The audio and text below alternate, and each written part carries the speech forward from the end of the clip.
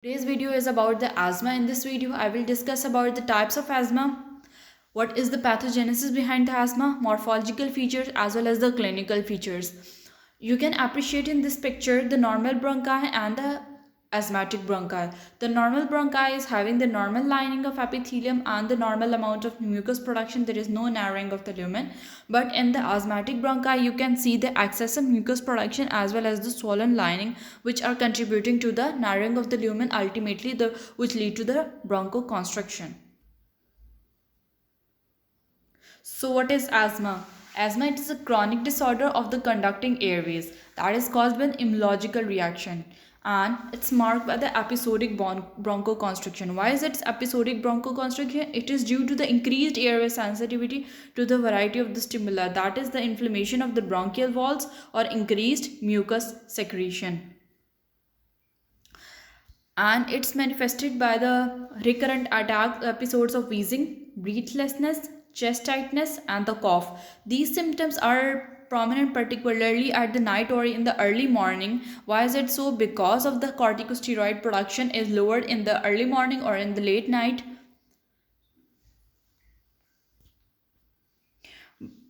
Bronchoconstriction and airflow limitation in the asthma is simply the reversible. It's reversible spontaneously or with the treatment. There is a severe form of asthma known as status asthmaticus. So come to the type of asthma. There are simply we can classify the asthma into two major categories: the atopic asthma and the non-atopic asthma.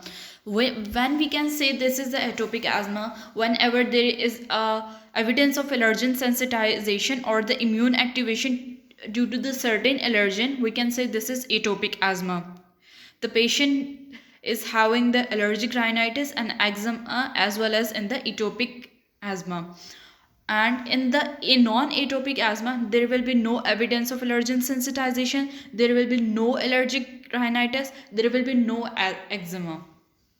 But for the both atopic and the non-atopic asthma, there are certain triggers: respiratory infection, the viral infection, rhinovirus, exposure to the irritants including the smoke, fumes, cold air, stress, or exercise. These all are the triggering factor for the bronchospasm. If I talk about the atopic asthma is IgE mediated type 1 hypersensitivity reaction. It's most common in the childhood, is due to dust, pollen, cockroaches, animal dander, and the food. The family history is positive, and the patient will become the positive for the skin test for the offending agent, which lead whenever we inject the any certain allergen into the skin, it will lead to the formation of the immediate wheal and the flare reaction. This is showing the high IgE sensitivity. There will be evidence of allergen sensitization by the serum radioallergosorbent test RAST, which detect the high IgE antibodies in the serum of the atopic asthma patients.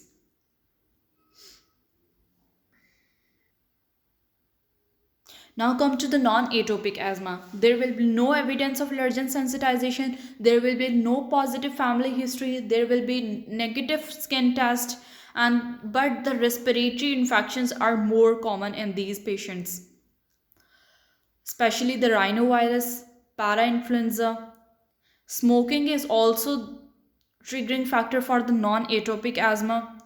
Sulfur dioxide is a triggering factor. Nitrogen dioxide is a triggering factor. There is another type of asthma, that is the drug induced asthma. In these patients are sensitive to the aspirin.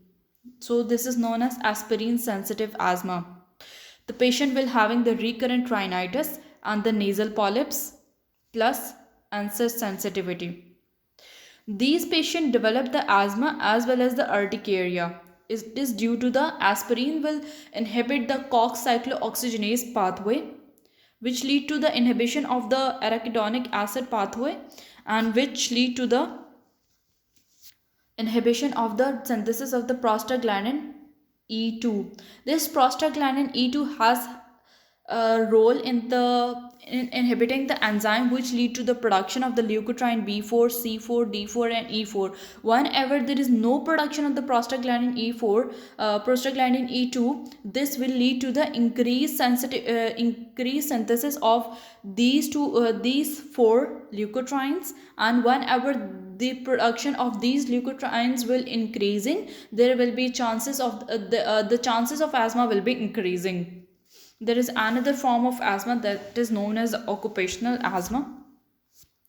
This occupational asthma having the different triggering factors, including the fumes, the organic and the chemical dust, gases, chemicals. These are also the type 1 reactions and will lead to the direct release of the bronchoconstrictors.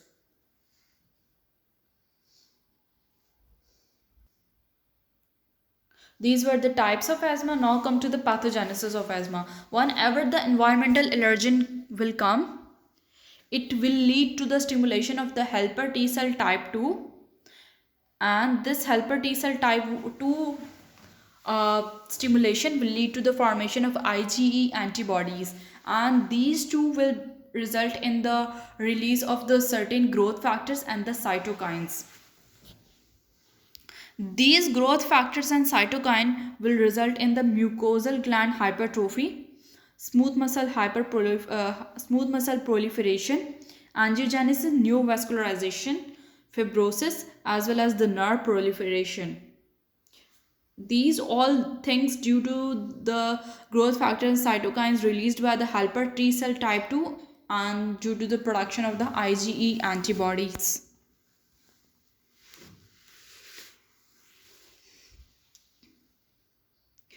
So we can say the asthma is simply the exaggerated helper T cell type 2 response to certain normal antigens. And this helper T cell type 2 will secrete certain cytokines which promote the inflammation as well as the stimulation of the B cell which produce the IgE antibodies. These cytokines involves interleukin B4. This interleukin B4 will stimulate the IgE antibodies production. Interleukin 5. This interleukin 5 will stimulate the eosinophils recruitment, and the interleukin 13. Interleukin 13 will stimulate the mucus secretion from the bronchiolar smooth muscle glands, plus it will stimulate the IgE production by the B cells. T cells and the epithelial cells will result in the stimulation of the T cells, more and more T cells and eosinophils, and this will result in the exacerbating the reaction. Whenever there is exposure to the allergen will bind to the IgE antibodies, circulating IgE antibodies in the blood, and this IgE will bind to the Fc receptor present on the mast cell. When the IgE will bind to the Fc receptor of the mast cell, it will result in the degranulation of the mast cell. Whenever there is a degranulation of the mast cell, it will result in the early phase reactions and the late phase reaction. Early phase reaction is also known as immediate hypersensitivity, and the late phase reaction is known as late phase hypersensitivity reaction. If I talk about the early phase reaction, in the early phase reaction, there will be a bronchoconstriction, increased mucus production, variable degree of vasodilation, and the increased vascular permeability. Bronchoconstriction is just due to the mediator released by the mast cells, and these mast cells mediator will stimulate the central and the local reflexes, and this central and the local reflexes will result in the direct stimulation of the vagal or the parasympathetic receptors. Ultimately, it will result in the bronchoconstriction. If I talk about the late phase reaction is marked by the recruitment of the leukocytes. We can remember the recruitment of leukocytes in the late phase reaction by the mnemonic 10. 10 T is the T cells, helper T cell type 2 and helper T cell type 17, neutrophils, and eosinophils. Helper T cell type 17 release the interleukin 17, which result in the recruitment of the neutrophils. The roles of certain cytokines, leukotrienes C4, D4 and E4. These will result in the prolonged vasoconstriction plus increased vascular permeability and ultimately increase mucus secretion. Acetylcholine is basically released by the intrapulmonary parasympathetic nerves, and it will bind to the acetylcholine will bind to the muscarinic receptor, and it will result in the smooth muscles constriction.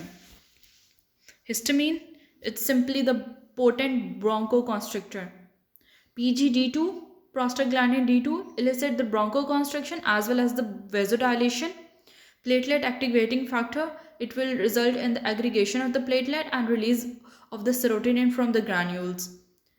These three, the histamine, prostaglandin D2, platelet activating factor, are very important in the chronic or the non-allergic asthma.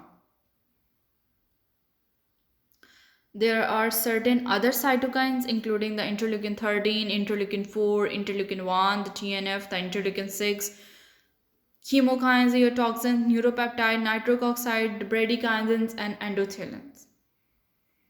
There is a minor role in these cytokines, and the role of interleukin 13 and interleukin 4 we have already discussed it earlier.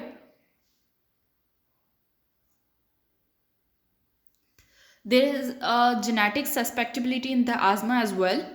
Locus for the asthma is present on the 5th chromosome near the gene encoding the certain cytokines, including the interleukin 3, 4, 5, 9, 13 and interleukin 4 receptor. But the interleukin 13 has the strongest and the consistent association with the asthma or the allergic diseases.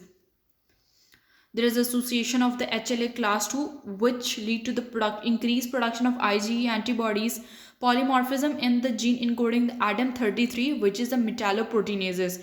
This stimulation, gene encoding will lead to the production of the more and more smooth muscle, means the proliferation of the smooth muscles, and fibroblast result in the bronchial hyperactivity and the subepithelial fibrosis. These are also contributing to the narrowing of the lumen as well. And the beta 2 adrenergic gene variants, this will result in the hyperresponsiveness to the beta 2 agonist interleukin 4 receptor gene, which atopy, increase serum IgE level, and increase susceptibility to the asthma. Chitinases. These chitinases are the mammalic enzymes cleaves the chitin, that is a polysaccharide present in the parasites and the cell wall of the fungi, having the great association with asthma as well.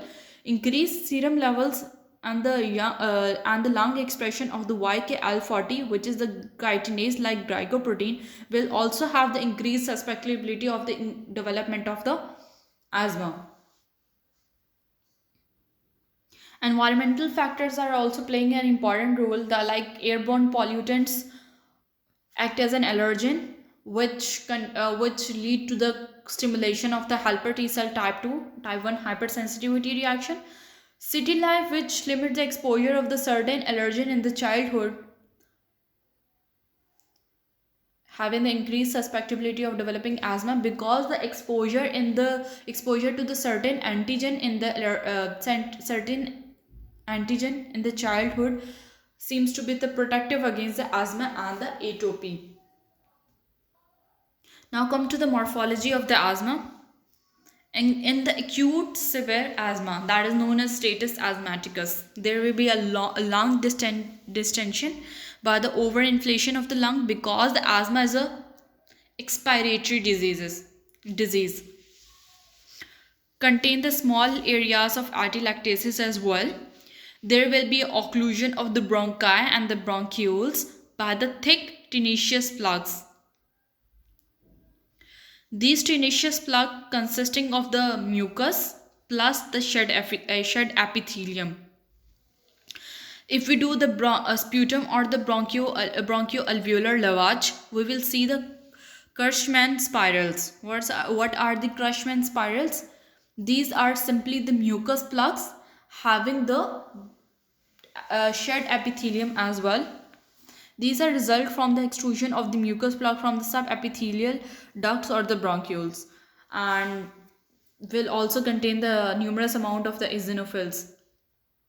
We can also appreciate the Charcot-Leyden crystals. The Charcot-Leyden crystals are the eosinophilic proteins, galactin. There will be a airway remodeling as well, and it will lead to the chronic irreversible airway obstruction. Because of the recurrent asthmatic attack, there will be a thickening of the airway wall. Why there is a thickening of the airway wall? Because of the proliferation of the smooth muscles, because of the subbasement membrane fibrosis, because of this basement membrane fibrosis due to the deposition of the type 1 and the type 3 collagen, increased vascularity, increase in the size of the submucosal gland and the number of the goblet cell, hyperplasia, and the hypertrophy of the bronchiole smooth muscles. And it will lead to the irreversible obstruction, chronic irreversible obstruction, and the obstruction will result in the muscular bronchoconstriction, acute edema, and the mucus plugging.